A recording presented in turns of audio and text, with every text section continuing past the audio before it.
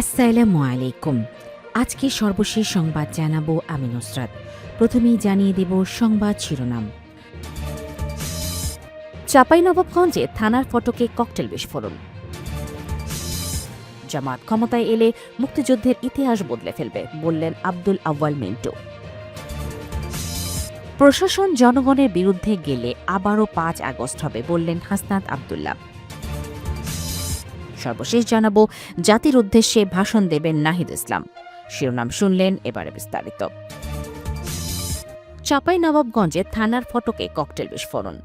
চাঁপাইনবাবগঞ্জের গোমেস্তাপুর থানার ফটক ও বাজারে ককটেল বিস্ফোরণের পৃথক ঘটনা ঘটেছে। মঙ্গলবার ৩রা ফেব্রুয়ারি গভীর রাতে এই ঘটনা ঘটে। ককটেল বিস্ফোরণ ঘটনা দুটিতে হতাহতের কোনো খবর পাওয়া যায়নি। গোমেস্তাপুর থানার ওসি আব্দুল বারিক জানান, গত মঙ্গলবার রাত ১২টার দিকে গোমেস্তাপুর থানার ফটকে কে বা কারা ককটেল সদৃশ বস্তু ফেলে পালিয়ে যায়। পরে বিস্ফোরিত হয়ে শব্দ সৃষ্টি হয়। অন্যদিকে একই সময় গোমেস্তাপুর বাজারে আরেকটি ককটেল বিস্ফোরিত হয়, তবে এই ঘটনা দুটিতে কেউ হতাহত হননি। ওসি আরও জানান, কে বা কারা কোন উদ্দেশ্যে বিস্ফোরণ ঘটিয়েছে তা তদন্ত করে দেখা হচ্ছে। আলামত সংগ্রহের কাজ চলছে।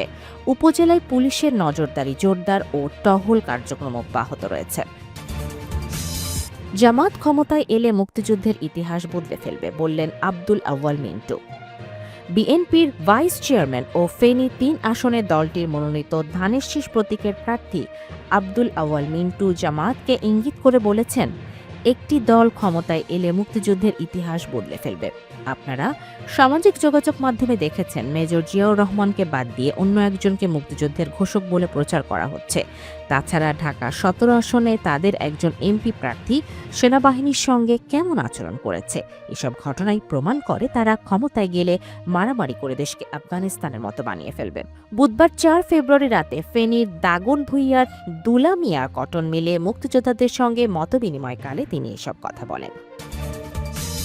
প্রশাসন জনগণের বিরুদ্ধে গেলে আবারও ৫ আগস্ট হবে বললেন হাসনাত আব্দুল্লাহ।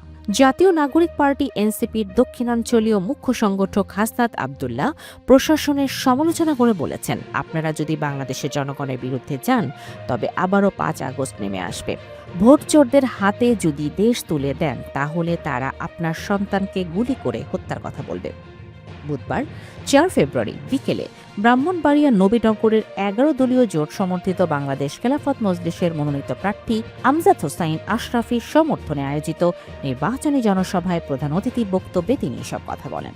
হাসনাত আব্দুল্লাহ বলেন, আমাদের দায়বদ্ধতা সাধারণ জনগণের কাছে। আমরা কোনো চাঁদাবাজ, টেন্ডারবাজ বা মাদক সম্রাটের কাছ থেকে টাকা নেইনি, তাই তাদের কাছে আমরা দায়বদ্ধ নই। কিছু করলে আমাদের জনগণের আদালতে দাঁড়াতে হবে। গত ৩টে নির্বাচনে দিনের ভোট রাতে হয়েছে, মরা মানুষ এসে ভোট দিয়েছে। এর ফলাফল ৫ আগস্টের জনগণ দিয়েছে।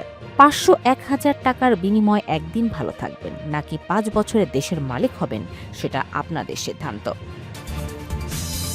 জাতির উদ্দেশ্যে ভাষণ দেবেন নাহিদ ইসলাম। আগামী ১২ ফেব্রুয়ারি অনুষ্ঠিতব্য ত্রয়োদশ জাতীয় সংসদ নির্বাচন সামনে রেখে জাতির উদ্দেশ্যে ভাষণ দেবেন জাতীয় নাগরিক পার্টির এনসিপির আহ্বায়ক নাহিদ ইসলাম। রাষ্ট্রীয় গণমাধ্যম বাংলাদেশ টেলিভিশন বিটিভি ও বাংলাদেশ বেতারে এই ভাষণ সম্প্রচারের অনুমতি চেয়ে বুধবার ৪ ফেব্রুয়ারি প্রধান নির্বাচন কমিশনার সিইসি বরাবর আবেদন করেছে দলটি। জাতীয় নাগরিক পার্টির যুগ্ম মুখ্য সমন্বয়ক ও নির্বাচনী মিডিয়া উপকমিটির প্রধান মাহবুব আলম এক বার্তায় এই তথ্য নিশ্চিত করেছেন। তিনি জানান, নির্বাচনী প্রচারণার অংশ হিসেবে নাহিদ ইসলামের বক্তব্য জনগণের কাছে পৌঁছে দিতে এই আনুষ্ঠানিক অনুমতি চাওয়া হয়েছে। মাহবুব আলম বলেন, আমরা আজ নির্বাচন কমিশনে আবেদন জমা দিয়েছি। এখনও নির্দিষ্ট সময় বা স্লট বরাদ্দ দেওয়া হয়নি, তবে আমরা আশা করছি নির্বাচন কমিশন দ্রুতই প্রচারের সময় নির্ধারণ করে আমাদের জানাবে।